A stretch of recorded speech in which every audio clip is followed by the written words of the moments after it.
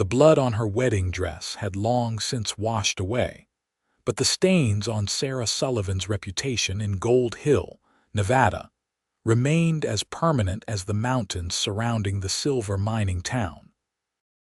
She stood at the window of the small boarding house room she now called home, watching the morning sun illuminate the dusty street below while the whispers of yesterday's church service still echoed in her mind.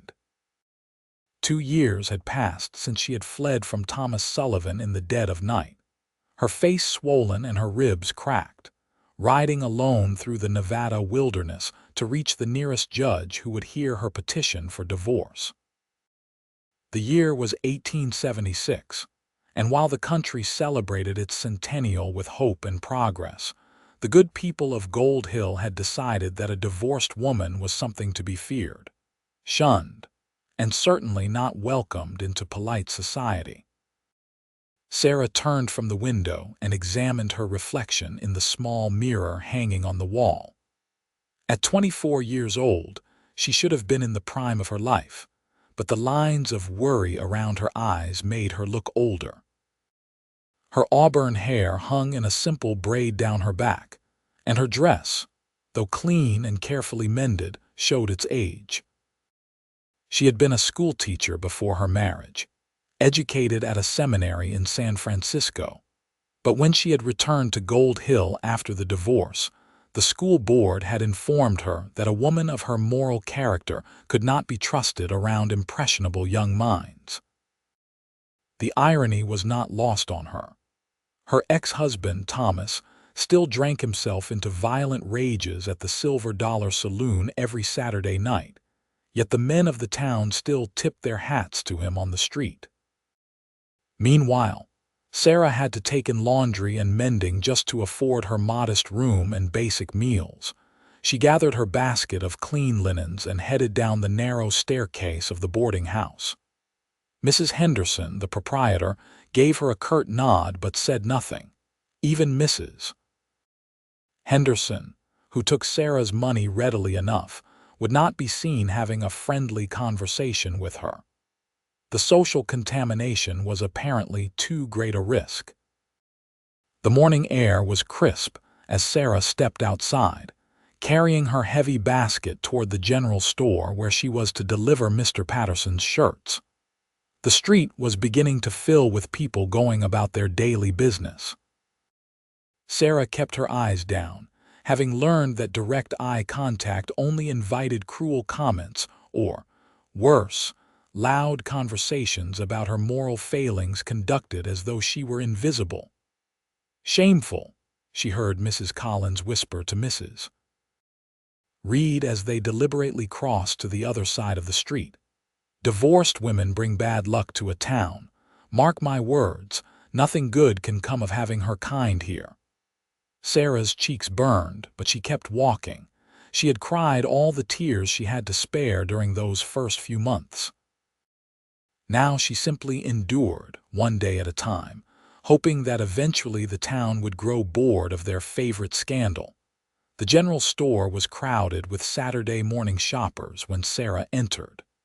The conversation died the moment the door chimed her arrival. Sarah felt every eye turned toward her, felt the weight of their judgment as tangibly as the basket in her arms. "I have Mr. Patterson's order," she said quietly, addressing the man behind the counter. Edgar Patterson, a portly man with a thick mustache, cleared his throat uncomfortably. "Just set them on the counter. I will have your payment next week." "You said I would be paid on delivery," Sarah said, trying to keep her voice steady. "I need to purchase flour and beans." "And I said next week," Patterson replied, his voice harder now. Several men in the store chuckled. "Unless you have a problem with that arrangement, I can always take my business elsewhere." Sarah felt her throat tighten. They both knew there was nowhere else. She had already been turned away by nearly everyone in town. "Next week will be fine," she managed to say, setting the basket down. She turned to leave, her empty basket feeling heavier than when it had been full. As she pushed through the door, she heard Patterson mutter, acting like she deserves respect after what she did. Sarah made it halfway down the boardwalk before she had to stop and lean against the wall of the bank, struggling to maintain her composure. The morning sun was climbing higher, and with it, the temperature was rising.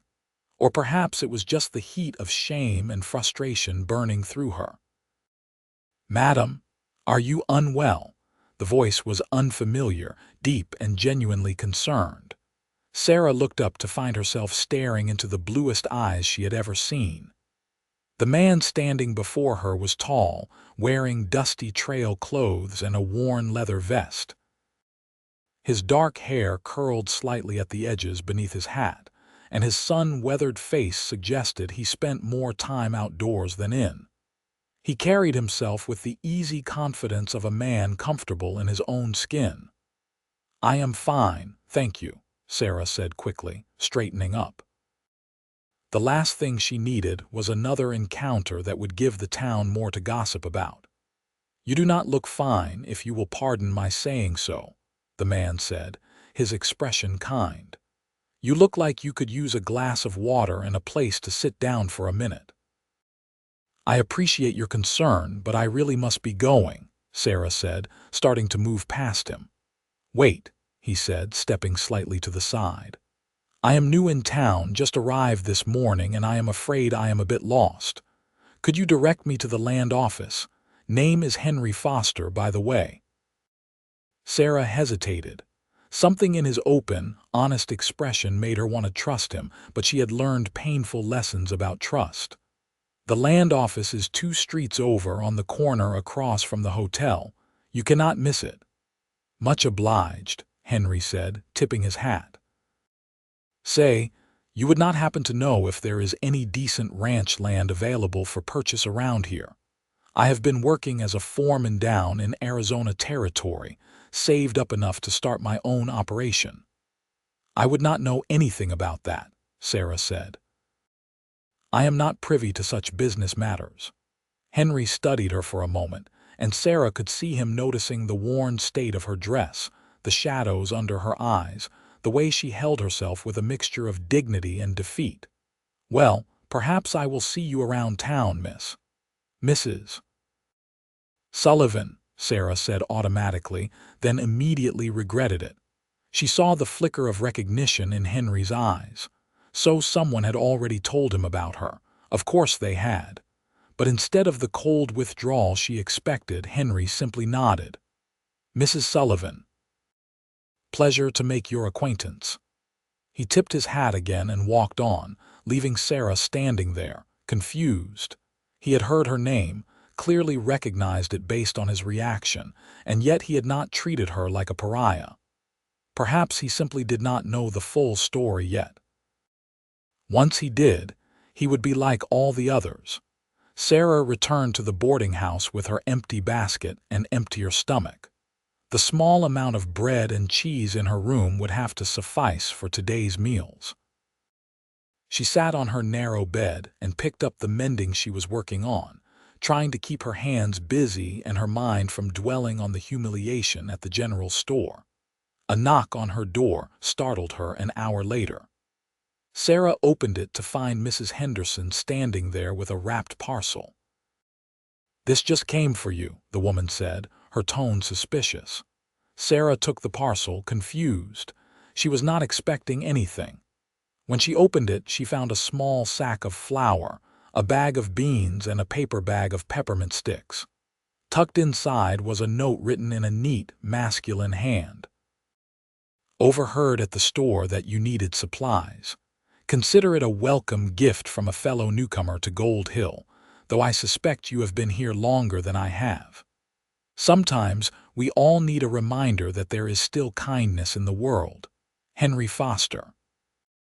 Sarah stared at the note for a long time. Tears pricked at her eyes, but for once they were not tears of frustration or shame. Someone had shown her a simple, uncomplicated kindness. She carefully folded the note and tucked it into her pocket, then prepared herself a proper meal for the first time in 3 days. That evening, Sarah took a chance she had not taken in months. She put on her best dress, a dark green cotton that had been her favorite before her marriage, brushed out her hair and pinned it up carefully, and walked to the town's small restaurant. She had enough money from previous mending jobs to afford one modest meal, and she was determined to spend it on something other than bread and water. The restaurant fell silent when she entered. The owner, Mr. Rossi, looked pained. "I am sorry, Mrs. Sullivan, but we are full tonight."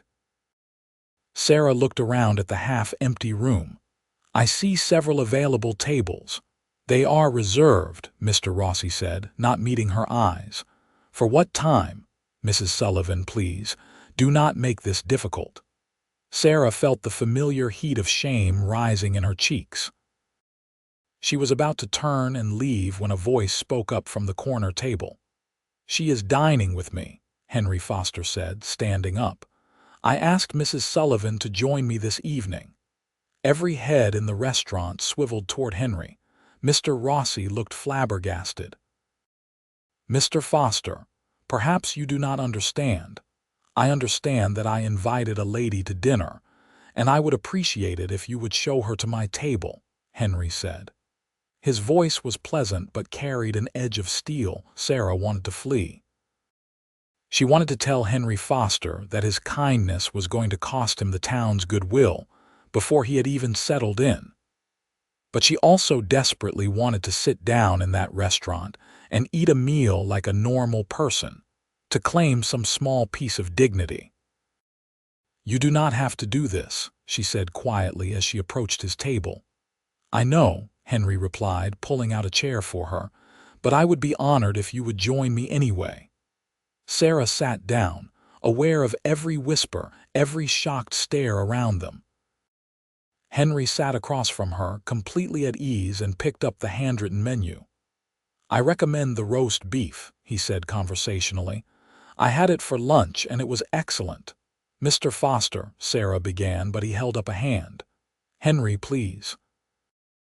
"Mr. Foster makes me feel like I should be sitting behind a desk, somewhere doing arithmetic." Despite herself, Sarah felt the smallest smile tug at her lips.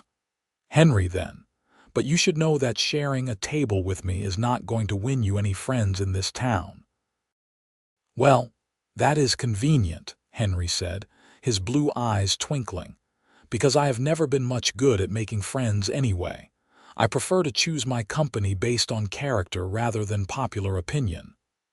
"You do not know anything about my character," Sarah pointed out. "True enough," Henry acknowledged. "So why do you not tell me about yourself? I am a good listener." Sarah glanced around nervously. The other diners were making no secret of watching them. "People are staring. Let them stare," Henry said with a shrug. "I spent 3 years working as a ranch hand where the nearest town was 30 miles away. I have had enough of my own company. I would much rather have a conversation with an interesting person over dinner." "What makes you think I am interesting?" Sarah asked. "Anyone who makes an entire town full of people so uncomfortable just by existing must have quite a story," Henry said.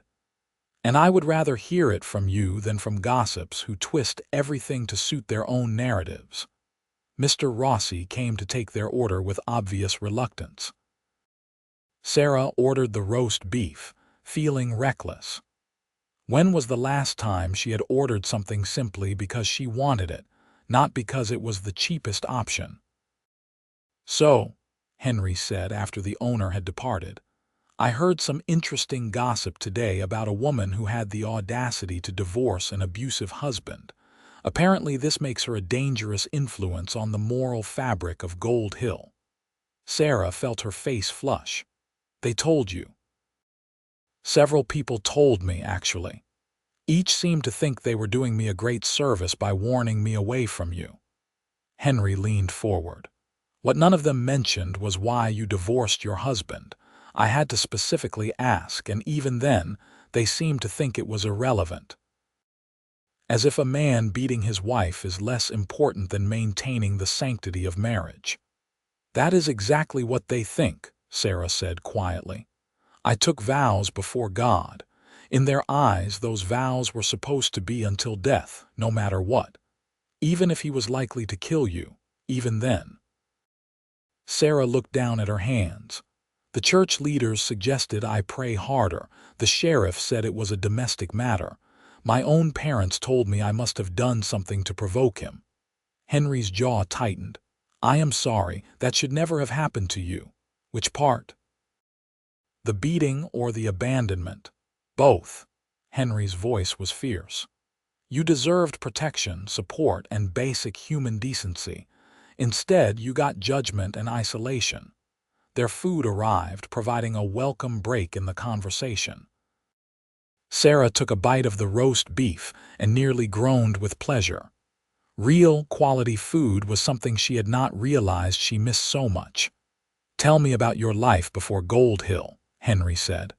Where are you from originally? The question surprised Sarah. Most people in town knew her entire history or thought they did. She found herself relaxing slightly. I grew up in San Francisco. My father was a banker. My mother was very involved in church and social clubs. I was the youngest of 3 daughters. My sisters both made advantageous marriages to wealthy men. She paused. I suppose they still think I ruined the family name. Do you keep in contact with them? No. After the divorce, my father wrote to say that I was no longer welcome in their home. He said I had made my choices and I would have to live with the consequences. Sarah swallowed hard. That was 2 years ago. I have not heard from any of them since. That must be incredibly painful, Henry said quietly. It was. Sarah met his eyes. It still is. But I would rather be alone and safe than married and terrified every time I heard my husband's footsteps on the stairs. Of course you would. Anyone with sense would feel the same way. Henry took a sip of his coffee. How did you end up in Gold Hill? I was teaching school here before I married. Thomas was charming during our courtship. He worked as an assayer at one of the silver mines, made good money, seemed respectable. Sarah could not keep the bitterness from her voice. He changed after we married. Or perhaps he was always that way, and I simply did not see it. Men like that are often very good at hiding their true nature until they feel confident their victim cannot escape, Henry said. I have seen it before. It is not your fault that you did not recognize it. Sarah felt something tight in her chest begin to loosen. When was the last time someone had told her it was not her fault? Thank you, she said softly. You have no idea how much I needed to hear that. They continued talking throughout dinner, the conversation flowing easily. Henry told her about growing up on a small ranch in Colorado, how his parents had died of influenza when he was 19, how he had worked various cattle jobs across the West to build up his savings and learn the business. He spoke of his dreams to start his own ranch, nothing huge, just enough to make a good living and maybe raise some horses. Why Gold Hill? Sarah asked. There are larger towns with better grazing land. The land agent I spoke with in Carson City told me about a property coming available here. A small ranch about 5 miles outside town, maybe 150 acres with good water rights. The owner died without heirs, and the estate is being sold off cheap. I am meeting with the lawyer on Monday to hopefully close the deal. Henry's eyes lit up as he spoke. It has a house that needs work, a decent barn, and enough grazing land to start building a quality herd. That sounds wonderful, Sarah said, and meant it. There was something infectious about Henry's enthusiasm, his clear vision for his future. It will be a lot of hard work, Henry admitted. But I am used to that, and it will be mine. No more working for other men, no more moving from place to place, somewhere to put down roots. Sarah felt a pang of longing. She remembered what it was like to have dreams and plans. Now she just tried to get through each day. What about you? Henry asked. If you could do anything, what would you want? Sarah was quiet for a moment, considering. No one had asked her such a question in years. I love teaching, she finally said. I know I cannot do that here anymore, but sometimes I think about starting a small school for children whose parents cannot afford the regular schoolhouse fees, or perhaps teaching adults who never learned to read. There are so many people who would benefit from education if only they had access to it. That is a wonderful idea, Henry said warmly. Why do you not do it? Sarah gestured around the restaurant. You see how I am treated. What parent would send their child to learn from a divorced woman? And I barely have enough money for my own room and board. I certainly could not afford to rent a building or purchase books and supplies. But if those obstacles were not there, you would want to teach again, more than anything, Sarah admitted. They talked until the restaurant began closing for the night. When Henry insisted on paying for her meal, Sarah tried to protest, but he waved her objections away. Consider it payment for your company and conversation, he said. I have not enjoyed an evening this much in a long time. As they stepped out into the cool night air, Sarah realized she had not thought about her reputation or the town's judgment for the past 2 hours. She had simply been herself, talking with someone who treated her like a person worthy of respect and kindness. Thank you, she said as they paused on the boardwalk, for the meal and for treating me like a human being. You have no idea what that meant to me. You do not need to thank me for basic decency, Henry said, though I am troubled that you feel you have to. You will understand once you have been here longer, Sarah said. Gold Hill is not a forgiving place. Maybe it is time Gold Hill learned to be better, Henry replied. Sarah wanted to warn him that such an attitude would only bring him trouble, but something in his expression told her that he already knew and did not care. She found that both terrifying and exhilarating. Good night, Henry, she said, and thank you again. Good night, Sarah, he replied, tipping his hat. I hope I will see you again soon. Sarah walked back to the boarding house feeling lighter than she had in months, but as she lay in bed that night, worry began to creep in. Henry Foster seemed like a genuinely good man, and he had been unaccountably kind to her. But what would happen when the full weight of the town's disapproval fell on him? Would he continue to associate with her, or would he realize that his business prospects depended on maintaining good relationships with the very people who despised her? She told herself not to hope for too much. One kind evening did not mean anything beyond basic human compassion. Henry Foster had his own life to build, and she could not expect him to sacrifice his future for a woman he barely knew. But despite her attempts at rationality, Sarah could not help the small flutter of hope that had taken root in her chest. For the first time in a very long time, someone had looked at her and seen Sarah, not the scarlet letter of divorce branded on her reputation. That alone was a gift she had not expected to receive. The next morning was Sunday, and Sarah prepared herself for the weekly ordeal of church attendance. She could have stopped going, but some stubborn part of her refused to give the town that satisfaction. She was a Christian woman who believed in God, and she would not be driven from worship because of judgmental hypocrites. She put on her best dress, the same dark green she had worn to dinner, and walked to the small white church on the hill.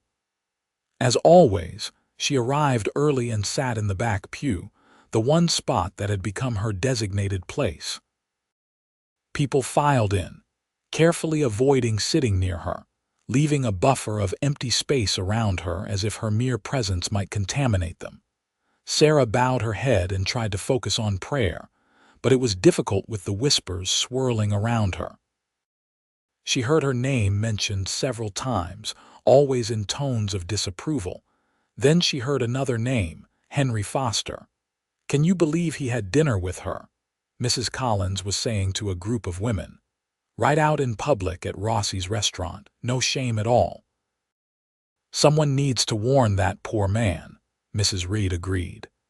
He seems respectable enough, But if he is keeping company with divorced women, who knows what other moral failings he might have?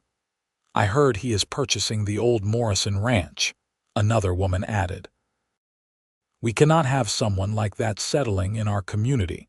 It sets a bad example. Sarah felt sick. This was exactly what she had feared.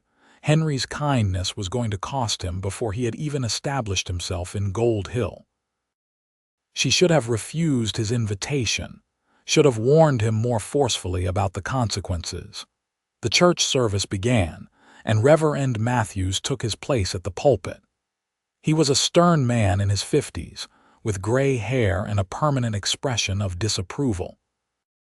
His sermons often focused on sin and judgment, with little mention of grace or mercy. Today, he began, I wish to speak about the sanctity of marriage and the dangers of moral corruption within our community. Sarah's stomach dropped. She knew where this was heading. Marriage is a sacred covenant before God, Reverend Matthews continued, his voice rising. When we allow the dissolution of marriages for anything less than the most grave circumstances, we open the door to moral decay. A woman who abandons her marital vows is a woman who has turned her back on God's plan. Sarah kept her eyes fixed on her hands, folded in her lap. She had heard variations of this sermon before, but it never got easier. Such women bring corruption and bad influence wherever they go. They must be marked and avoided, lest they spread their sinful ways to the innocent. The Bible is clear on this matter. A divorced woman is no better than an adulteress. Sarah felt tears burning behind her eyes but refused to let them fall. She would not give them that satisfaction. Furthermore, the Reverend continued, we must be vigilant against those who would defend or enable such women. A man who associates with a woman of questionable morals brings his own character into question. We must stand firm against, excuse me, Reverend. Every head in the church turned. Henry Foster stood up from where he had been sitting near the middle of the congregation. Sarah had not even realized he was there. Yes, Mr. Foster, Reverend Matthews said, clearly annoyed at the interruption. I am new to Gold Hill, Henry said, his voice carrying clearly through the church. So perhaps I am misunderstanding something, but it seems to me that you are preaching judgment rather than the gospel of Jesus Christ. The church erupted in shocked murmurs. Reverend Matthews's face turned red. Mr. Foster, this is highly inappropriate. If you have questions about doctrine, we can discuss them after the service.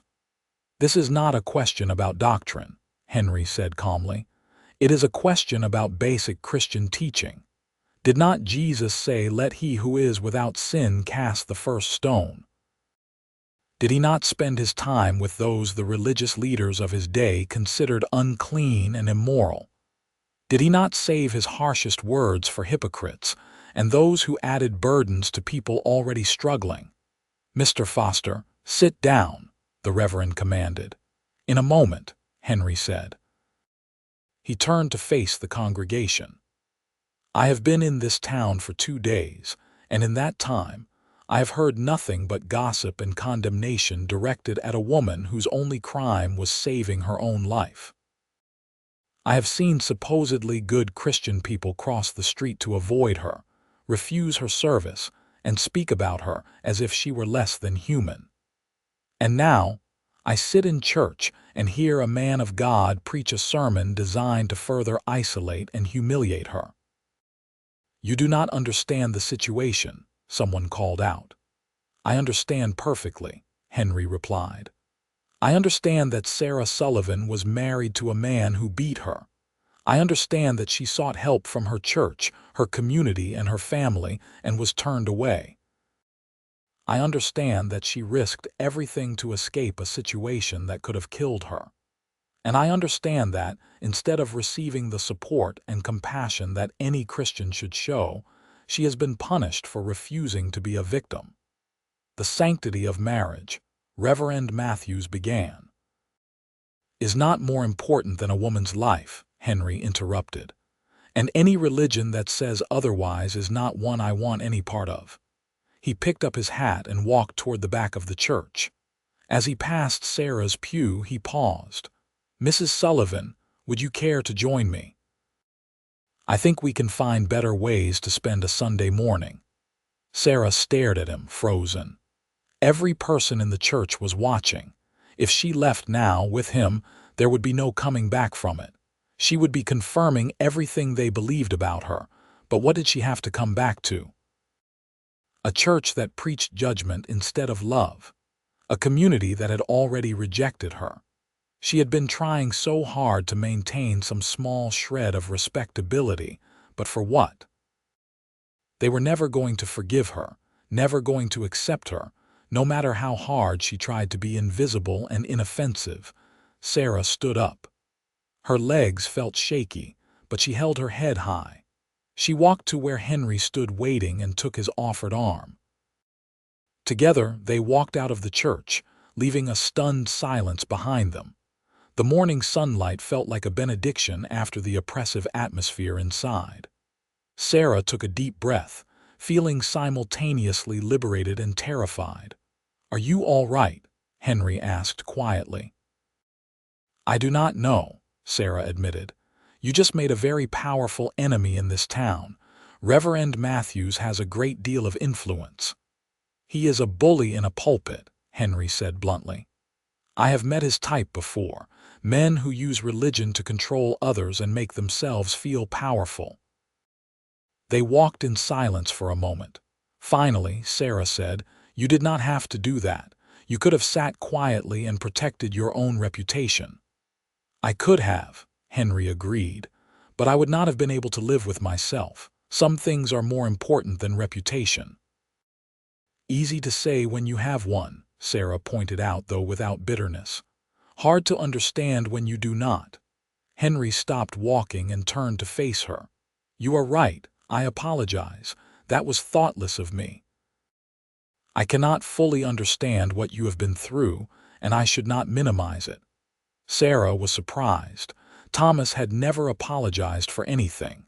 The few other men she had known would have doubled down, insisting they were right. But Henry simply acknowledged his mistake and corrected it. "Thank you," she said. "And thank you for standing up for me in there. No one has ever done anything like that before." "They should have," Henry said fiercely. "Every single person who calls themselves Christian should have stood up for you. The fact that they did not says everything about them and nothing about you." They resumed walking, ending up at the edge of town where the buildings gave way to open land. The Nevada desert stretched out before them, beautiful in its harsh way. "I meant what I said in there," Henry continued. "Past mistakes do not define your future. You made the bravest choice possible by leaving an abusive marriage. You chose life and safety over social approval. That takes remarkable courage." "It did not feel courageous," Sarah said quietly. "It felt desperate and terrifying. Courage usually does." Henry gazed out at the landscape. "I lost my parents when I was 19. Influenza swept through our ranch and took them within days of each other. I was left with nothing but debt and a failing property. I had to sell the land just to pay what they owed, and I have been working other people's ranches ever since." "I am so sorry," Sarah said.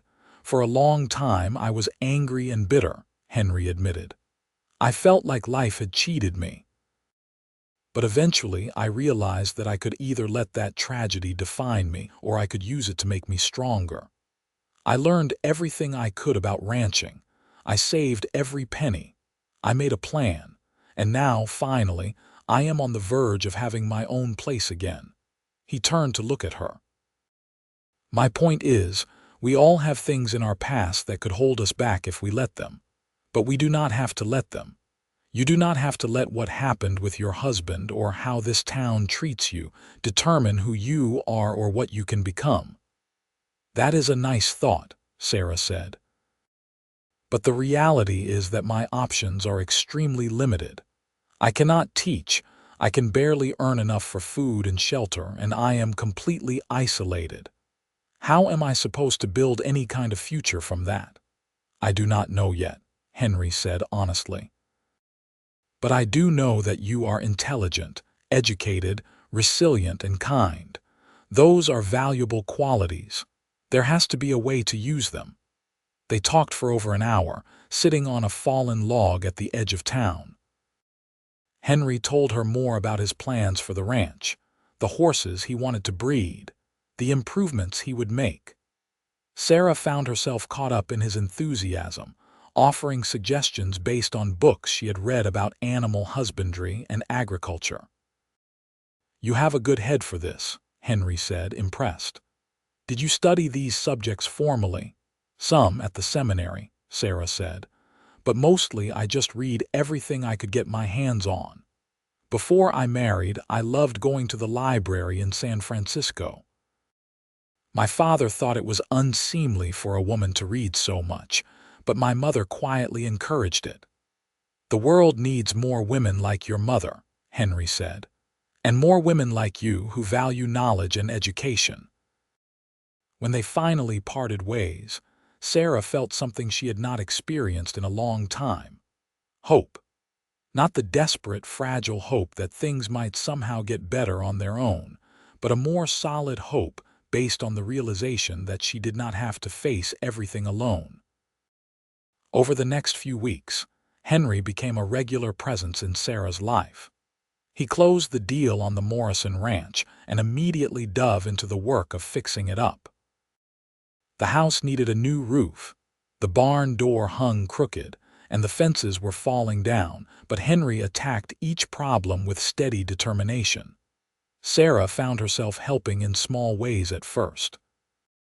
Henry would stop by the boarding house in the evenings, tired and dusty from a day's work, and they would sit on the porch and talk.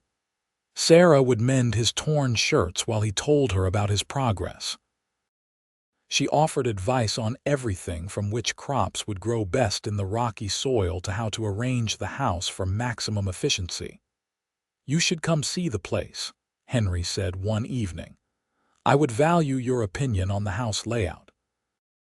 I am planning to knock out a wall to make the main room larger, but I am not sure if it is a good idea." Sarah hesitated. "People will talk." "People are already talking," Henry pointed out. "Let them. I would really appreciate your help." So Sarah found herself riding out to the ranch in Henry's wagon the next Saturday. The property was beautiful, nestled in a valley with mountains rising in the distance. A creek ran along the eastern border, ensuring reliable water. The house was small but solidly built, and Sarah could immediately see its potential. "If you knock out this wall," she said, running her hand along the rough wood, "you will need to add a support beam here, but it would make the space much more open and welcoming. You could put a large table here for meals, and the kitchen area would flow much better." "That is exactly what I was thinking," Henry said, pleased. "And upstairs, there are 2 small bedrooms. I thought about combining them into one larger room, but maybe it would be better to keep them separate." "Keep them separate," Sarah advised. "You never know when you might need the extra space, for guests, or if you hire ranch hands who need somewhere to stay, or—" She trailed off, suddenly feeling awkward. "Or for a family," she had been about to say, but that seemed too presumptuous. "Or for a family," Henry finished, his eyes meeting hers with an intensity that made her heart skip. "That is good thinking." They spent the day working on the house. Henry had already replaced the worst of the damaged boards, but there was still plenty to do. Sarah swept years of dust and debris from the floors while Henry worked on repairing the fireplace. They fell into an easy rhythm, working side by side, occasionally discussing what needed to be done next. "You are good at this," Henry observed as Sarah efficiently organized a pile of salvageable lumber. "The work, I mean, you do not shy away from it." "I grew up in a wealthy household with servants," Sarah said. "But after I married Thomas and then divorced him, I learned quickly that no work is beneath you when you need to survive. I have scrubbed floors, taken in laundry, mended clothes until my fingers bled. You do what you must. Still, many women of your background would have given up, gone back to an abusive husband rather than face poverty and social rejection. I considered it, Sarah admitted. In those early days when I was so alone and scared, I thought about going back and just trying to endure. But then I remembered the feel of his fists, the fear of wondering if this time he would go too far and actually kill me. Death by degrees is still death. At least this way, I have a chance at life. Henry put down the tool he was holding and came to stand beside her. I cannot imagine how hard that must have been. You are one of the strongest people I have ever met. I do not feel strong, Sarah said. Most days I feel like I am barely holding on. Strength is not about never feeling weak, Henry said gently. It is about keeping going even when you do feel that way. They stood there for a moment, close enough that Sarah could feel the warmth radiating from him. She found herself very aware of his presence, of the kindness in his eyes, of the way he made her feel safe in a way she had not felt in years. Sarah, Henry began, then seemed to struggle with what to say next. I know we have not known each other very long, but Henry Foster. They both turned to see a rider approaching the ranch. The man was well dressed, sitting straight in his saddle with the bearing of someone important. That is James Porter, Henry said quietly, the banker. I have been negotiating with him for an additional loan to buy cattle. James Porter dismounted and approached them, his expression stern. He barely glanced at Sarah before addressing Henry. Mr. Foster, I need to speak with you. Privately? Anything you need to say can be said in front of Mrs. Sullivan, Henry replied evenly. Porter's lips thinned. Very well. I have come to inform you that the bank has decided to deny your loan application. On what grounds? Henry asked. My credit is solid, my business plan is sound, and I have collateral. Your association with certain unsavory individuals calls your judgment into question, Porter said, finally looking at Sarah with undisguised contempt. The bank cannot extend credit to someone who shows such poor discretion in his personal affairs. Henry's jaw clenched. Let me be very clear, Mr. Porter. My friendship with Mrs. Sullivan has nothing to do with my ability to repay a loan. Nevertheless, the decision has been made, Porter said. Good day, Mr. Foster, Mrs. Sullivan. He rode away, leaving a tense silence behind him. Sarah felt the familiar weight of guilt settling on her shoulders. I am so sorry, she said. This is my fault. You need that loan and now, stop, Henry interrupted. This is not your fault. This is their prejudice and small-mindedness. I will find another way to get the money I need. There is no other bank in Gold Hill, Sarah pointed out. And Porter has influence with the banks in Virginia City and Carson City as well. Henry, your dreams are being destroyed because of me. My dreams are fine, Henry said firmly. It will take longer without the loan, but I can still make this work. I have savings, and I can take on some contract work to earn more. It is not ideal, but it is manageable. You are losing opportunities because you are kind to me, Sarah said, her voice breaking. I cannot let you sacrifice your future for someone you barely know. Henry took her hands in his, the gesture surprising her. Sarah, look at me. I am not sacrificing anything. I am choosing to stand by my principles and to support someone who has been treated abominably. That is not a sacrifice. That is just being a decent human being. Most people would disagree with you, Sarah said. Then most people are wrong. Henry squeezed her hands gently. I told you past mistakes do not define your future. I meant that. And I am not going to let this town's backward attitudes define mine either. Sarah looked into his eyes and saw complete sincerity there.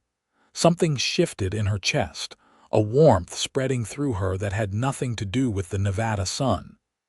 She realized with a start that she was falling for this man. Henry Foster, with his steady kindness and unshakable principles, was becoming far more than just a friend. The thought terrified her. She had been hurt so badly by Thomas, had learned that trust could be a deadly mistake. But Henry was nothing like Thomas. Where her ex-husband had been charming and then cruel, Henry was consistently kind.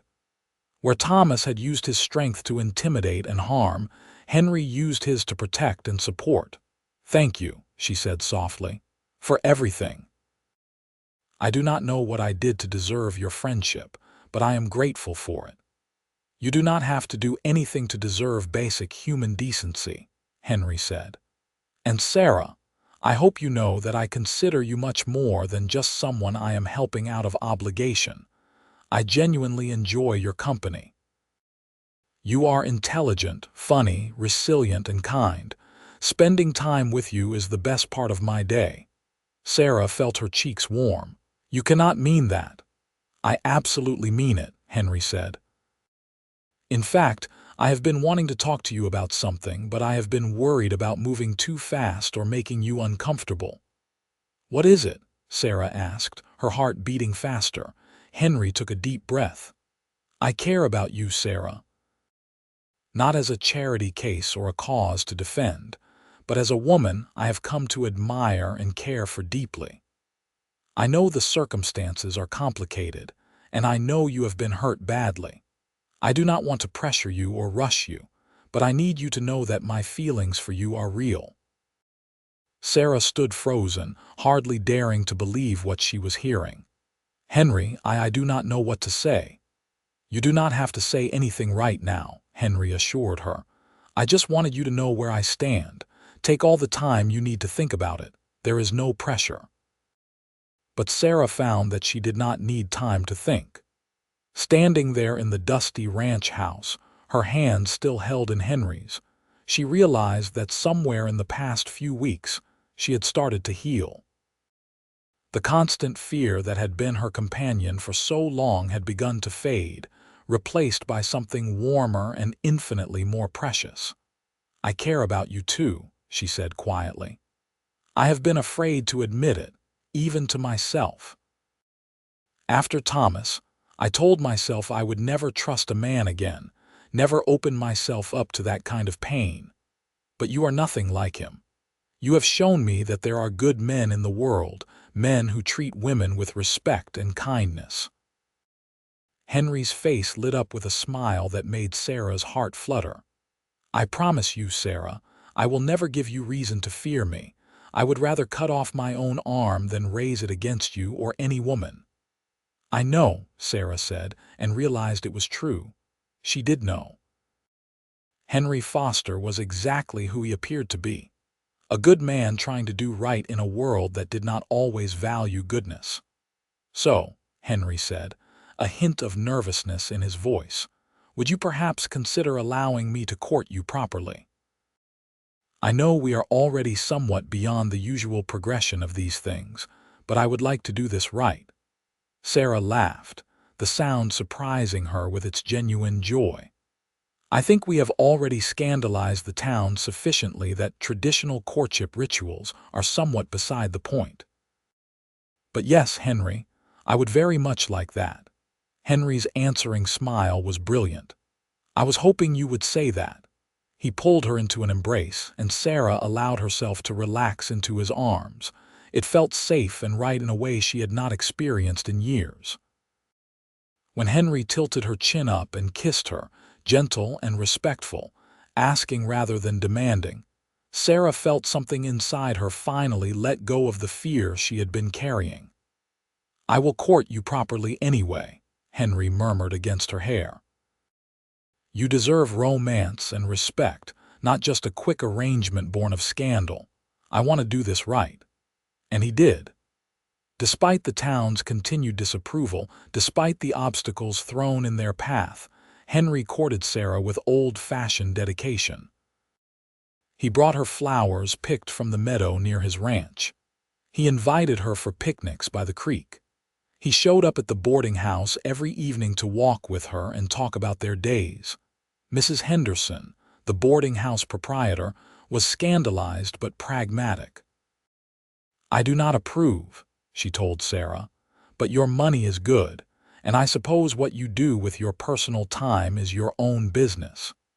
It was the closest thing to acceptance Sarah had received from anyone in town besides Henry, and she decided to take it as progress. Word of their courtship spread quickly, of course. The reaction was predictably negative. Several of Henry's potential customers for his future horse breeding business informed him that they would take their business elsewhere. The general store raised prices on goods whenever Henry or Sarah entered. Even children, parroting their parents, would sometimes call out cruel names when Sarah passed. But Henry never wavered. He faced each new obstacle with calm determination, and his steadiness helped Sarah find her own strength. She stopped apologizing for existing, stopped trying to make herself small and invisible. If the town was going to condemn her regardless of what she did, she might as well hold her head high. One evening, about 2 months into their courtship, Henry invited Sarah to dinner at the ranch house. He had been working tirelessly to get it into livable condition, and he wanted to show her the progress. Sarah arrived to find the house transformed. Henry had repaired the roof, fixed the floors, and even whitewashed the walls. Furniture was sparse, mostly rough-hewn pieces he had made himself, but everything was clean and well-maintained.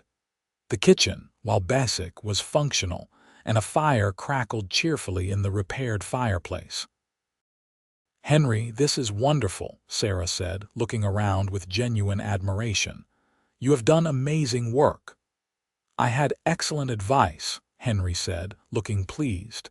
"Your suggestions about the layout made all the difference." He had prepared dinner himself, a simple meal of steak, potatoes, and beans, but he had clearly put effort into it. They sat at the rough table, and Sarah felt a sense of domesticity that was both foreign and wonderful. "I have been thinking," Henry said as they ate, "about your dream of teaching. There is no reason you could not start a small school here on the ranch. The barn loft would make a decent classroom once I clean it out. We could offer free lessons to children whose families cannot afford the regular schoolhouse fees, or to adults who want to learn." Sarah felt hope flutter in her chest. "Do you really think anyone would come?" "I think there are more people in this area who need education than you realize," Henry said. "Not everyone in Gold Hill itself, perhaps, but there are families scattered throughout the valley. Miners' families, small ranchers, people who struggle to make ends meet. Their children deserve an education, too." "It is a beautiful idea," Sarah said slowly, "but we would need books, paper, pencils. I do not have money for supplies." "I have been putting some aside," Henry said. "Not much, but enough to start small. We do not need fancy materials to teach reading and arithmetic. We can make do with the basics." Sarah felt tears prickling her eyes. "Why are you doing this? Why are you willing to invest so much in my dreams?" Henry reached across the table and took her hand. "Because they are good dreams that will help people. Because you light up when you talk about teaching, and I love seeing you happy. And because I love you, Sarah." The words hung in the air between them. Sarah stared at him, her heart pounding. "I know it is perhaps too soon to say such things," Henry continued, "but it is the truth. I love you. I love your strength, your intelligence, your compassion despite everything you have been through. I love the way you think, the way you talk about ideas, the way you never give up even when the world is against you. I love you, and I want to build a life with you." Sarah felt a tear slip down her cheek. "I love you too," she whispered. "I have been afraid to say it, afraid to even feel it, but I do. I love you, Henry Foster." Henry stood and came around the table, pulling her to her feet and into his arms. This kiss was different from the gentle ones they had shared before. This was deeper, more passionate, a promise of a future together. When they finally pulled apart, both breathless, Henry said, "Marry me, Sarah. I know your first marriage was a nightmare, and I know you might not want to risk it again. But I promise you, I will spend every day of my life treating you with the love and respect you deserve. Marry me and let us build something beautiful together." Sarah wanted to say yes immediately, but fear held her back. "Henry, if I marry you, the town's treatment of you will only get worse. You will be married to a divorced woman. Some people believe that is as bad as adultery. Your business will suffer." "Your reputation, I do not care," Henry interrupted. "Sarah, I would rather have a life with you and struggle than have an easy life without you. We will figure out the practical aspects together.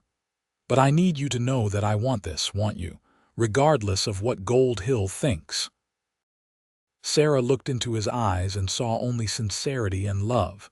She thought about the future he was offering, a home, love, respect, partnership, everything she had thought she would never have again. "Yes," she said. "Yes, I will marry you." Henry's joy was palpable. He spun her around, laughing, then kissed her again. "I will make you happy," he promised. "I swear it." "You already have," Sarah said. They decided to have a simple wedding, just the two of them with a justice of the peace in Carson City. There was no point in trying to have a ceremony in Gold Hill, where they would only face opposition and judgment. Besides, Sarah had learned that what mattered was the commitment they were making to each other, not the spectacle surrounding it. The week before the wedding, Sarah was working in the barn at Henry's ranch, cleaning out the loft that would become her classroom, when she heard horses approaching. She climbed down the ladder to find 3 rough-looking men dismounting in the yard. "Can I help you?" she called out, feeling a flutter of unease. The largest of the men, with a scarred face and cruel eyes, looked her up and down in a way that made her skin crawl. "We are looking for Henry Foster. He is in town getting supplies," Sarah said. "He should be back within the hour." "Can I give him a message, you his woman?" the man asked. Sarah lifted her chin. "I am his fiancé," the man laughed, a harsh sound. "Hear that, boys? The divorcee done caught herself a new man. Wonder if this one will last longer than the first." Sarah felt anger rise up, hot and cleansing. "I think you should leave. Now." "We will leave when we are ready," the man said, stepping closer. "We hear Foster is starting up a horse breeding operation. That is interesting because we have been running horses through this valley for 3 years. Do not take kindly to competition." Sarah realized these must be the wild horse runners Henry had mentioned, men who captured Mustangs and sold them to buyers throughout Nevada and California.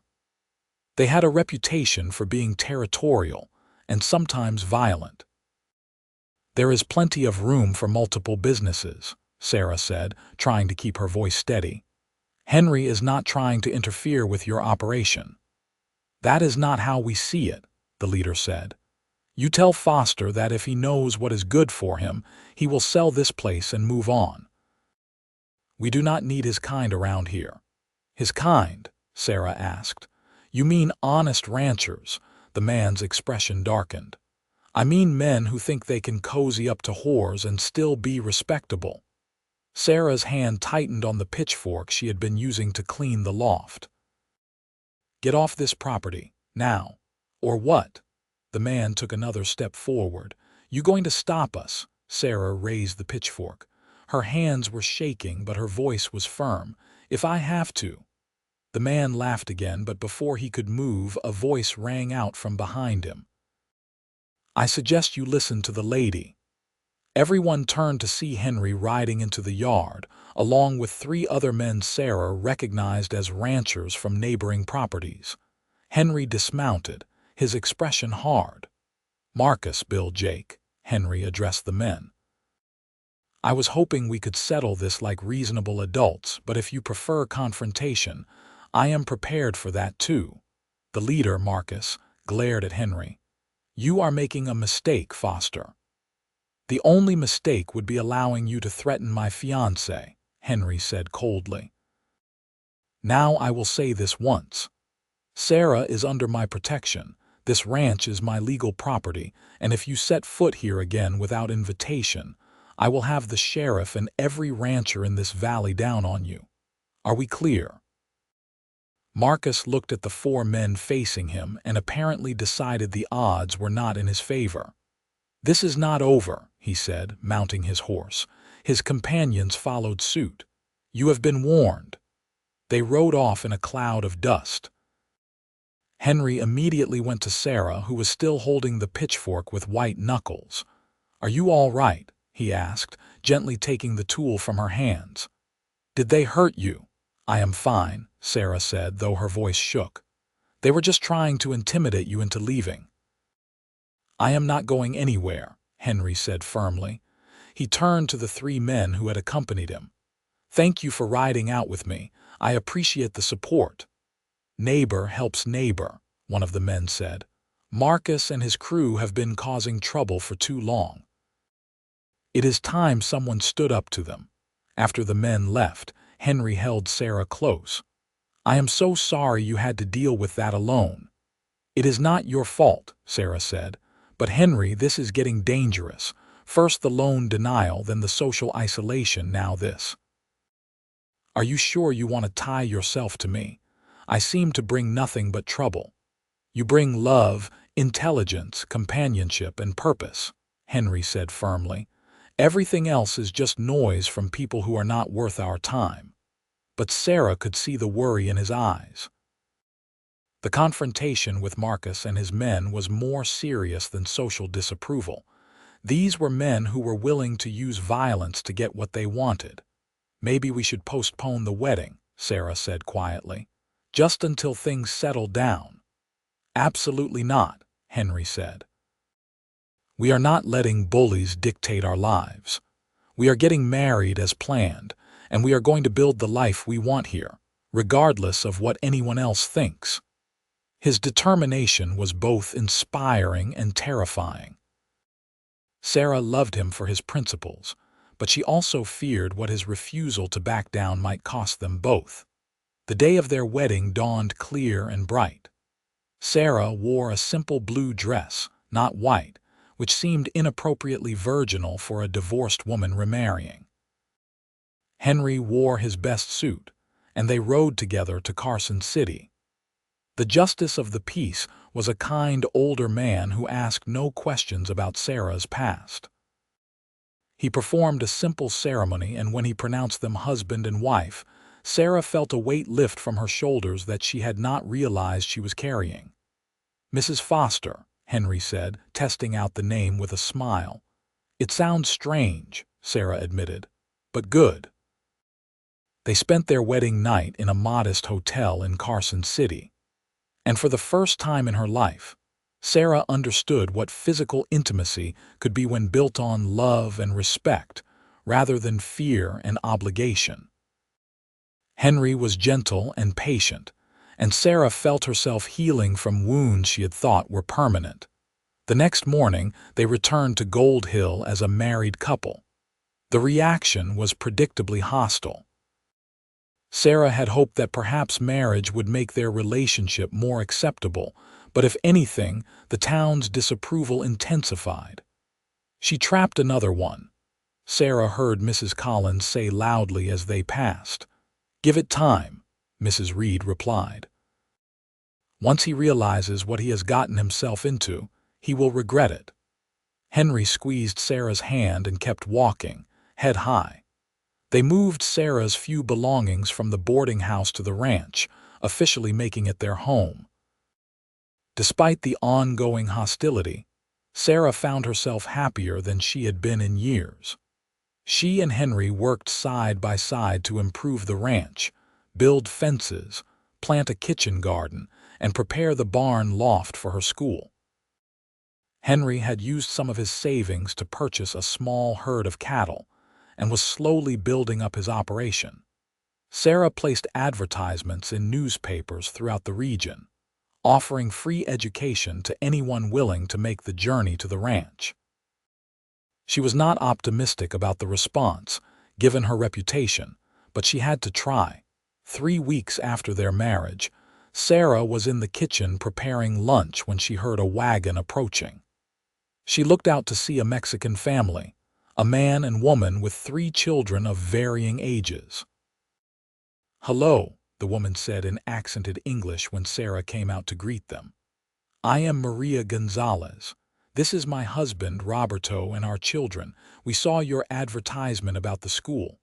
Sarah felt her heart leap. "Yes, I am Sarah Foster. Please come in. Would you like some water, coffee?" Over refreshments, Maria explained their situation. They worked a small farm about 10 miles from Henry's ranch. The children, ages 7 to 12, had never attended school because the regular schoolhouse in Gold Hill charged fees they could not afford, and the teacher had made it clear that Mexican children were not welcome anyway. "We want them to learn to read and write in English," Maria said. "To have opportunities we did not have." "I would be honored to teach them," Sarah said warmly. "When would you like to start?" They arranged for the children to come 3 days a week. Roberto would drop them off in the morning and pick them up in the afternoon. Sarah was thrilled. Though one family with 3 children was hardly the bustling school she had envisioned. But word spread through the outlying communities, among the families who existed on the margins of Gold Hill society. Within a month, Sarah had 12 students of various ages and backgrounds. There were the Gonzalez children, 2 children from a widower miner who was struggling to care for them alone, a teenage girl whose dream was to become a teacher herself, and several others. Sarah discovered that teaching these students was even more rewarding than her previous work at the formal schoolhouse had been. These children were hungry for knowledge, grateful for the opportunity. They worked hard and progressed quickly. Henry built proper desks and benches for the classroom. Sarah made do with slates and chalk, teaching reading using whatever books they could acquire. She taught arithmetic using practical examples from ranching and farming. She incorporated geography and history, opening up the wider world to children who had rarely left their immediate communities. For the first time since her divorce, Sarah felt like she had a purpose beyond simple survival. She was making a real difference in these children's lives, giving them tools they would carry with them forever. But not everyone was pleased with the school's success. About 2 months after Sarah started teaching, Reverend Matthews and several other prominent townspeople rode out to the ranch. Henry was working on repairing a section of fence when they arrived, but he immediately came to stand beside Sarah, presenting a united front. "Mr. and Mrs. Foster," Reverend Matthews said coldly, not dismounting. "We have come to inform you that your school is operating illegally. Teaching requires a license from the territorial government, which Mrs. Foster no longer holds." "The license was revoked due to my divorce," Sarah said, keeping her voice level. "But I have checked the laws, Reverend. That revocation applies to teaching in public schools supported by territorial funds. I am teaching on private property and accepting no money. There is no law against that." "You are corrupting children with your presence," Mrs. Collins added from her horse. "Teaching them that divorce is acceptable, that defying social conventions has no consequences." "I am teaching them to read, write, and do arithmetic," Sarah replied. "Skills that will help them make better lives for themselves." "We have spoken to the sheriff," Edgar Patterson said. "If you do not close this school immediately, we will pursue legal action." "Pursue whatever you like," Henry said, his voice hard. "Sarah is doing nothing illegal, and we are not shutting down the school. These children deserve an education, and my wife is providing one. If you have a problem with that, take it up with a judge." The delegation rode away, clearly frustrated that their intimidation tactics had not worked. Sarah sagged against Henry once they were gone. "They are not going to stop," she said. "Neither are we," Henry replied.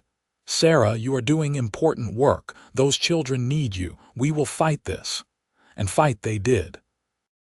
When the sheriff showed up with a vague complaint about disturbing the peace, Henry calmly pointed out that teaching children hardly qualified. When several families with students at Sarah's school faced pressure from townspeople who threatened to refuse them service at stores, Henry organized a buying cooperative, traveling to Virginia City to purchase supplies for everyone. The conflict created an unexpected side effect. A community began to form around Sarah's school. The families with children in her classes started helping each other out, sharing resources, supporting one another against the town's hostility. They were the outsiders, the marginalized, and they found strength in solidarity. Maria Gonzalez became Sarah's close friend, the first real female friendship Sarah had had since her divorce. They would sit together while the children studied, mending clothes and talking about everything and nothing. Maria's acceptance and support meant more to Sarah than she could express. As fall turned to winter, Henry's ranch operation began to show real promise. Despite the obstacles, he had managed to acquire a decent herd and had sold several cattle at good prices. He also started taking in horses to train, word having spread through the surrounding ranches that he had a gift with difficult animals. Sarah watched her husband work with a particularly stubborn mare one cold December afternoon. Henry was patient, firm but never cruel, gradually earning the horse's trust. It reminded Sarah of how he had approached their relationship, giving her space to heal while consistently showing her that he was trustworthy. "You are good at that," she said when he finally led the now calm mare back to the barn. "Animals respond to consistency," Henry said. "They need to know you will not hurt them, that you are reliable. Once they trust you, they will do just about anything." "People are the same way," Sarah observed. "Yes," Henry agreed, looking at her with affection. "They are." That evening, as they sat by the fire, Sarah made an announcement. "I am pregnant." Henry's face went through several expressions in rapid succession: shock, joy, concern. "Are you sure? How long?" "About 3 months, I think," Sarah said. "I wanted to be certain before I told you." Henry pulled her into his arms. "This is wonderful news." "Terrifying but wonderful." "Are you ready to be a father?" Sarah asked. "I have no idea," Henry admitted, "but I am ready to try. With you." The pregnancy added a new dimension to their lives. Sarah continued teaching through the winter, though she had to sit more frequently and tire more easily.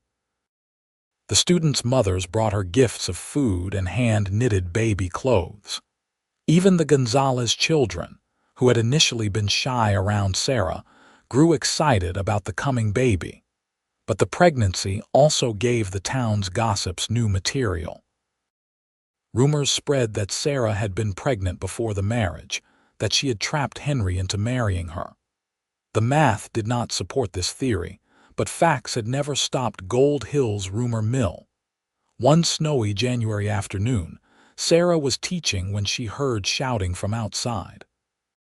She told the students to continue their reading and went to investigate. Henry was in the yard, facing down Marcus and his men again. This time they had brought more people, nearly a dozen rough-looking men. "Last warning, Foster," Marcus was saying. "Sell out and move on, or things are going to get unpleasant." "The answer is the same as before," Henry replied steadily. "I am not going anywhere." Sarah's heart hammered as she quickly ushered the students into the house, telling them to stay inside no matter what happened. Then she grabbed the rifle Henry kept by the door and returned to the yard. "Sarah, get back inside," Henry said urgently when he saw her. "We stand together. Sarah said, taking up position beside him. Marcus laughed. "The little lady going to shoot us. You even know how to use that thing." Sarah aimed the rifle at the ground near Marcus's horse and fired. The horse shied and Marcus nearly lost his seat. "I grew up with two older brothers who loved to hunt," Sarah said, her voice surprisingly steady. "My father insisted I learn gun safety, so yes, I know how to use this. And I will use it to protect my home, my husband, and my students." For a moment, tension crackled in the air. Then the sound of multiple horses approaching made everyone turn. A group of ranchers and farmers rode into view, including Roberto Gonzalez and several other men whose children attended Sarah's school. They spread out, forming a protective line. "Seems like you are outnumbered, Marcus," Henry said quietly. "Now I suggest you leave before this turns into something nobody wants." Marcus glared at them but apparently decided that discretion was the better part of valor. "You are all going to regret this," he said, but he and his men rode away. After they left, Roberto approached. "We heard there might be trouble," he said in his accented English. "Could not let you face it alone, not after what Mrs. Sarah has done for our families." Sarah felt tears prick her eyes. "Thank you, all of you." The show of community support was a turning point. The people who had been helped by Sarah's school began to be more vocal in their defense of her. They started coming to town in groups, making it clear that anyone who mistreated the Fosters would lose their business as well. It was a small counterweight to Gold Hill's hostility, but it mattered. Still, Marcus's threats weighed on Henry's mind. The next day, he rode into Gold Hill and went directly to the sheriff's office.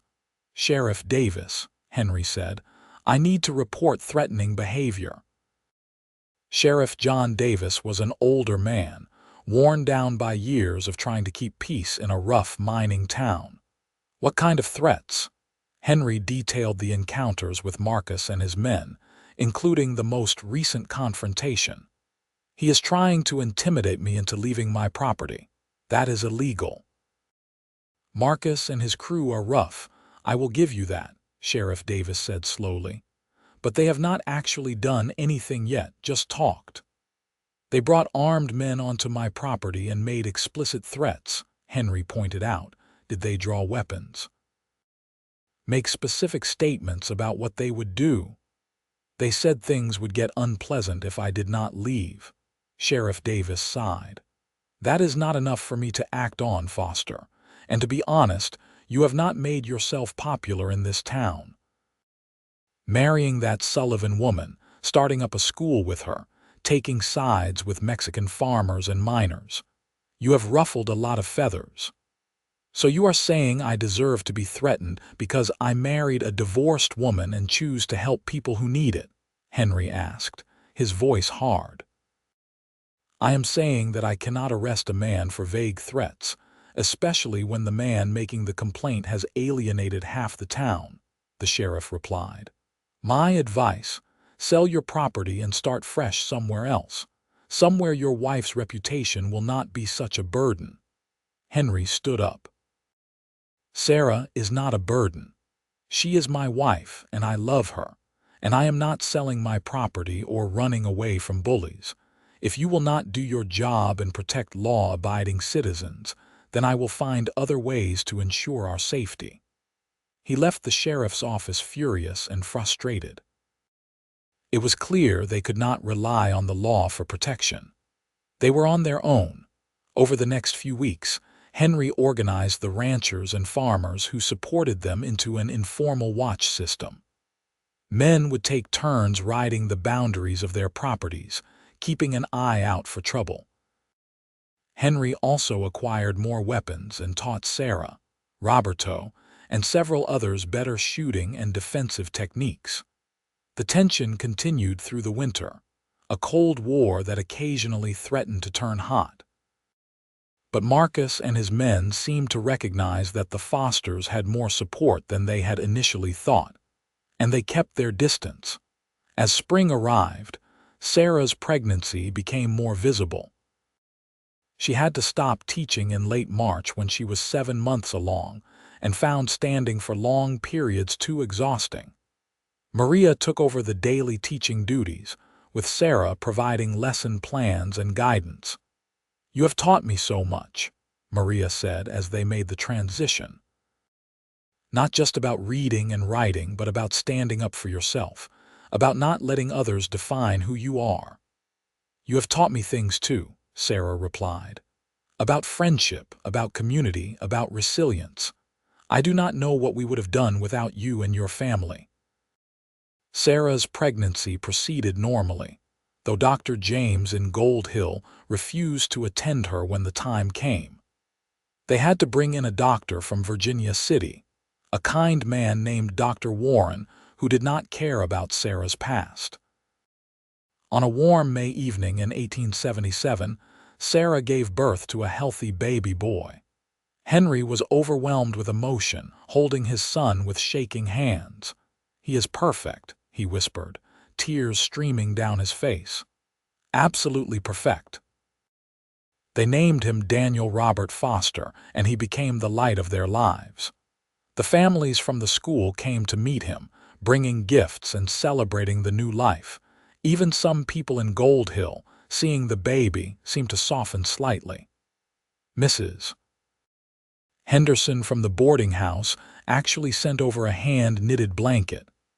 Mr. Rossi from the restaurant stopped by with a basket of food. It was not full acceptance, but it was a crack in the wall of hostility. Sarah recovered quickly from childbirth, her body strengthened by the hard physical work of ranch life. By July, she was helping with the school again, though Maria continued to do most of the teaching while Sarah cared for Daniel. The school continued to grow. Word had spread throughout the region about the free education available at the Foster Ranch, and families were willing to travel significant distances. Some weeks, Sarah and Maria were teaching nearly 20 students of varying ages and skill levels. One hot August afternoon, a well-dressed woman arrived at the ranch in an expensive buggy. Sarah, carrying Daniel, went out to greet her. "Mrs. Foster?" the woman inquired. "Yes," Sarah replied cautiously. "My name is Elizabeth Morrison. I am from the Territorial Education Board in Carson City." She smiled warmly. "I have been hearing very interesting things about your school." Sarah's heart sank. Was this another attempt to shut them down? "We are not operating illegally," she said quickly. "I have researched the laws." "Peace, Mrs. Foster," Elizabeth interrupted gently. "I am not here to close your school. Quite the opposite. I am here to see if we can support it." Over tea, Elizabeth explained that she had received numerous letters from families praising Sarah's teaching. She had also heard about the obstacles Sarah faced, both from the community and from the official revocation of her teaching license. "What you are doing is important work," Elizabeth said. "You are reaching students who would otherwise have no access to education. The Territorial Education Board would like to officially recognize your school and provide some funding for supplies and materials." Sarah could hardly believe what she was hearing. "But my license was revoked. I am divorced." "Yes, and that was a foolish, prejudiced decision," Elizabeth said bluntly. "I have been working to change such policies. A woman's marital status has nothing to do with her ability to teach. Unfortunately, I have not been able to overturn the revocation yet. However, I can offer Maria Gonzalez an official teaching position. She would be the teacher of record, but you could continue to run the school in practice." "That is incredibly generous," Sarah said, tears in her eyes. "But why would you do this for me?" "Because education should be based on merit and need, not on social prejudice," Elizabeth replied. "And because I was divorced myself once, many years ago. I know how cruel and unjust such judgment can be. I vowed that if I ever had the power to make things better for other women in similar situations, I would use it. The official recognition and funding transformed the school. With resources for proper books, paper, and other supplies, Sarah and Maria could expand their curriculum. They added more advanced subjects for the older students, and even started an evening class for adults who wanted to learn to read. The school's success began to shift perceptions in Gold Hill, slowly but noticeably. When children who had attended Sarah's school competed in the territorial spelling bee and performed impressively, people took notice. When Maria's teenage student passed the teaching certification exam and became the first Mexican-American licensed teacher in the region, it made headlines in the Carson City newspaper. Grudgingly, some of the more reasonable townspeople began to acknowledge that perhaps Sarah Foster was not the moral disaster they had assumed. The school was producing real results, and the students were well-mannered and educated. Mr. Patterson at the general store was one of the first to change his tune. His own nephew had been struggling in the regular schoolhouse, and in desperation, his sister had sent the boy to Sarah's school. Within 3 months, the boy had gone from barely literate to reading full books. Patterson could not deny the evidence of his own family's experience. "Mrs. Foster," he said awkwardly one day when Sarah came to town for supplies, "I owe you an apology. I was wrong about you and your school. What you are doing is good work." Sarah was so surprised she nearly dropped the flower she was holding. "Thank you, Mr. Patterson. That means a great deal." Other apologies followed slowly from people who had been particularly cruel. Not everyone changed their minds, of course. Reverend Matthews remained implacably opposed to Sarah's presence in the community, and there were still those who crossed the street to avoid her. But the tide was gradually turning. The most dramatic shift came nearly 2 years after Sarah and Henry's marriage. Sheriff Davis came riding out to the ranch one morning, looking troubled. "Mr. and Mrs. Foster," he said, "I need to tell you something. Marcus and 4 of his men were arrested last night in Virginia City. They were caught stealing horses from a military remount station. They are going to prison for a long time." "That is good news," Henry said. "They have been a threat for too long." "There is more," the sheriff continued. "When they were arrested, Marcus started talking, trying to bargain for a lighter sentence. He admitted to being behind several other crimes in the region, including burning down a barn on the Jackson Ranch last year. We always suspected arson, but we could never prove it." "Why are you telling us this?" Sarah asked. Sheriff Davis looked uncomfortable. "Because Marcus also talked about his plans for your ranch. He had been planning to burn you out, maybe worse. He was just waiting for the right opportunity. If he had not been arrested for the other crime, well, you folks could have been in serious danger." He shifted in his saddle. "I should have taken his threats more seriously when you reported them, Mr. Foster. I let my personal opinions about your situation cloud my judgment. That was wrong, and I am sorry." After the sheriff left, Henry and Sarah sat on the porch, watching Daniel play in the yard with a wooden horse Henry had carved for him. "We were closer to disaster than we knew," Sarah said quietly. "But we survived," Henry replied, taking her hand. "We faced every challenge that came our way, and we survived. We are still here, still building our life." As the year moved into fall, Sarah discovered she was pregnant again. Henry was thrilled, though also worried about how she would manage teaching and caring for 2 children. "We will figure it out," Sarah assured him. "We always do." Their second child, a girl they named Emma Grace, was born in April of 1879. She had Sarah's auburn hair and Henry's blue eyes, and Daniel was immediately smitten with his baby sister. The school continued to thrive. With Maria handling more of the day-to-day teaching, Sarah was able to focus on curriculum development and managing the school's growth. They had outgrown the barn loft and were making plans to build a proper schoolhouse on the property. Gold Hill itself was changing too. The silver mines that had driven the town's economy were beginning to play out, and some families were moving away. But new people were arriving as well, drawn by the agricultural potential of the valley. These newcomers did not carry the same prejudices as the old-timers, and they were more willing to judge Sarah on her actions rather than her past. One Sunday morning in the summer of 1880, nearly 4 years after Sarah and Henry had first met, Sarah made a decision. She dressed her children in their best clothes, took Henry's arm, and walked into Gold Hill's church. The conversation died as they entered. Reverend Matthews, about to begin the service, froze mid-sentence. Every head turned to stare at the Foster family. Sarah held her head high and walked to a pew midway down the aisle.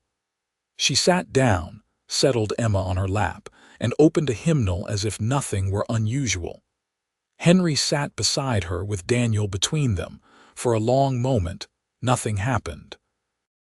Then Maria and Roberto Gonzalez entered and sat in the pew beside them. Then came several other families from the school. Within minutes, nearly half the church was filled with people who had chosen to sit in solidarity with Sarah. Reverend Matthews looked pale. He cleared his throat. "Perhaps," he said slowly, "we should begin with a reading about judgment and mercy." It was not a full apology or acceptance, but it was a start. Over the following months, Sarah and her family became regular attendees at church. The services gradually became less hostile, the sermons less pointed. Reverend Matthews never fully embraced Sarah, but he stopped actively preaching against her. By 1882, Sarah's school had grown into one of the most respected educational institutions in the region. Maria was the official teacher, but everyone knew Sarah was the driving force behind the school's success. They had built a proper schoolhouse on the ranch property, with 2 classrooms, a small library, and even a few rooms for boarding students who came from too far away to travel daily. Henry's ranch had also prospered. He had built up a quality herd and established a reputation for breeding excellent horses. He employed several ranch hands and had become a respected voice in the local ranching community. One evening, as they sat on the porch watching the sunset paint the Nevada mountains gold and purple, Sarah reflected on how far they had come. "You remember when we first met?" she asked Henry. "I was so broken, so convinced that my life was effectively over." "I remember a woman with incredible strength, even if she did not see it in herself," Henry replied. "You told me that past mistakes do not define your future," Sarah said. "I did not believe you then, but you were right." "We both built our futures," Henry said, "together." Sarah leaned against him, watching Daniel and Emma play in the yard. Daniel was 6 now, a serious boy with a love of books. Emma was 3, full of energy and endless questions. There was also another baby on the way, due in the winter. "I am happy," Sarah said, the words still slightly surprising to her. "Truly, deeply happy. I never thought I would feel this way again." "You deserve every bit of happiness," Henry said, kissing her forehead. Life was not perfect. There were still people in Gold Hill who would never fully accept Sarah. The work of running a school and a ranch was exhausting. Money was sometimes tight, and there were always challenges to face. But Sarah had learned that happiness was not about having a perfect life without problems.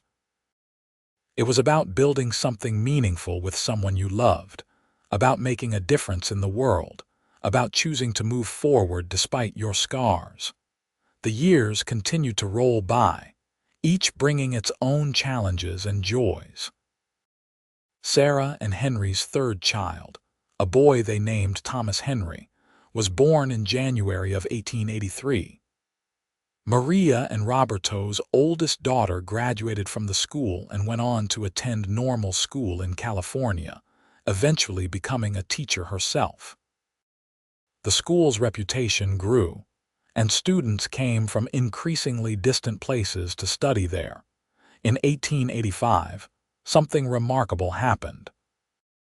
The Territorial Education Board, under Elizabeth Morrison's persistent advocacy, officially overturned the policy of revoking teaching licenses based on marital status.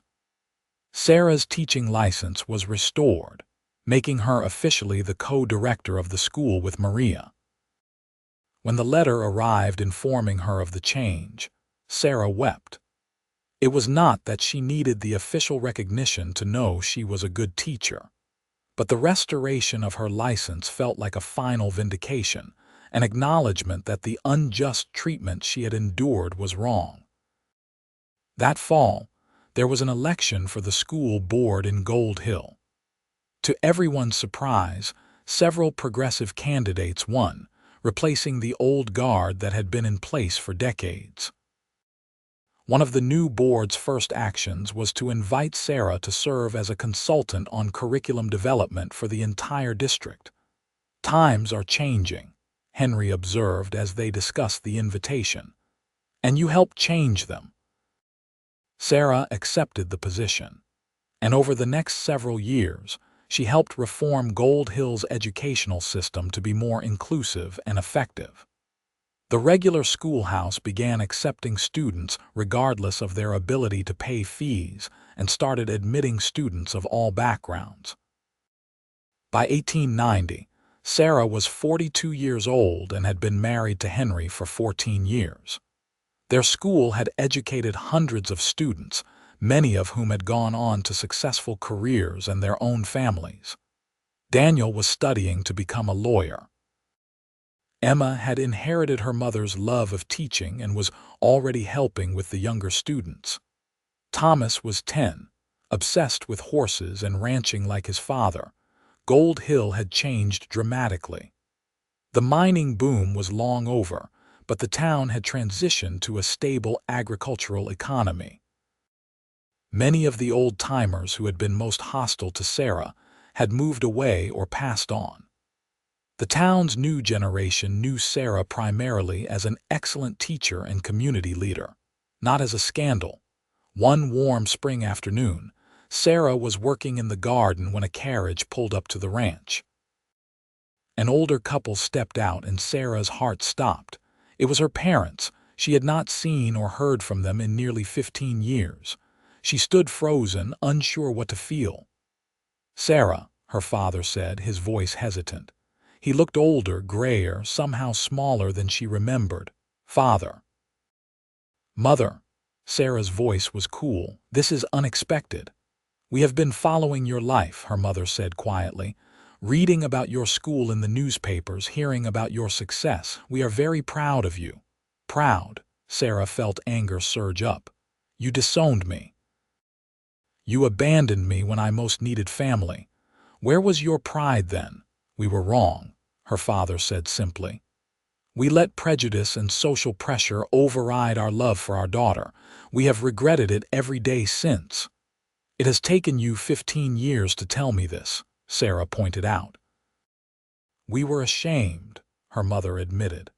"Ashamed of how we treated you, ashamed of how long it took us to see our mistake.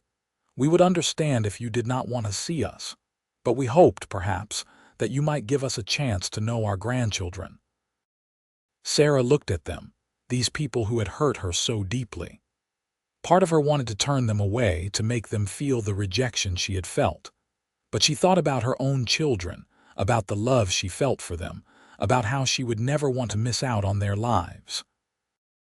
"I am not ready to forgive everything," she said finally, "but I am willing to start slowly. You can stay for dinner. Meet your son-in-law and your grandchildren. We will see how it goes from there." It was a tentative beginning, but it was a beginning. Over the following years, Sarah's relationship with her parents gradually healed. They never fully regained what had been lost, but they built something new, a relationship based on mutual respect and honest acknowledgement of past failures. As the century drew to a close, Sarah Foster looked back on her life with satisfaction. She had survived abuse, divorce, social ostracism, and countless obstacles. She had built a life filled with love, purpose, and meaning. She had educated hundreds of students, giving them opportunities they would not have had otherwise. She had helped change attitudes in her community, making it more accepting and just. And she had found love with a man who truly saw her, valued her, and stood beside her through everything. Henry Foster, with his steady strength and unshakable principles, had shown her that past mistakes truly did not have to define her future. On their 20th wedding anniversary in 1896, Henry and Sarah renewed their vows in the church in Gold Hill. This time, the church was filled with well-wishers, students past and present, neighbors and friends. Reverend Matthews had retired, and the new pastor was a younger man with more progressive views. 20 years ago, Sarah said in her vows, I was drowning and you threw me a lifeline. But you did not just save me. You helped me remember that I could swim on my own. You have been my partner, my love, my best friend. I look forward to every year we have together. 20 years ago, Henry replied, I met a woman who had been beaten down by life but refused to stay down. Your courage inspired me. Your intelligence challenged me. Your love completed me. You are the best thing that ever happened to me, and I thank God for you every single day. Their children stood with them. Daniel, now a young lawyer with a promising career.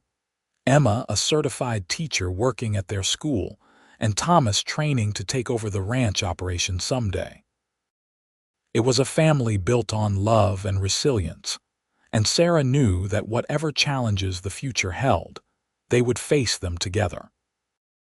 As Sarah and Henry stood before their community, hands joined, surrounded by the life they had built together, Sarah thought about the scared, broken woman she had been when she first met Henry Foster on that dusty Gold Hill street. That woman would never have believed that such happiness was possible, but Henry had been right all along. Past mistakes, past pain, past judgment did not have to define the future. With love, courage, and support, anyone could build a new life. I love you, Sarah whispered to Henry as the congregation applauded. I love you too, Henry replied, always and forever. And as the sun set over the Nevada desert, painting the sky in brilliant shades of gold and red, Sarah Foster knew that she had found what she had been searching for all along. Not just love, though she had that in abundance. Not just acceptance, though she had gradually earned that too. But something deeper and more important, she had found herself.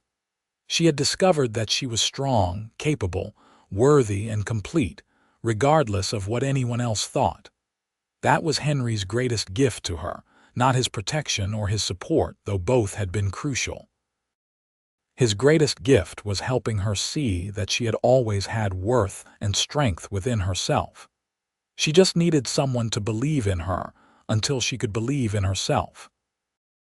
Years later, when grandchildren played in the yard and great-grandchildren learned their letters in the schoolhouse, Sarah would sit on the porch with Henry and marvel at the life they had built. The school they founded continued to operate, evolving with the times but maintaining its original mission of providing quality education to all who sought it. The Foster Ranch prospered under Thomas's management, and the family name became synonymous with integrity and community service in Gold Hill.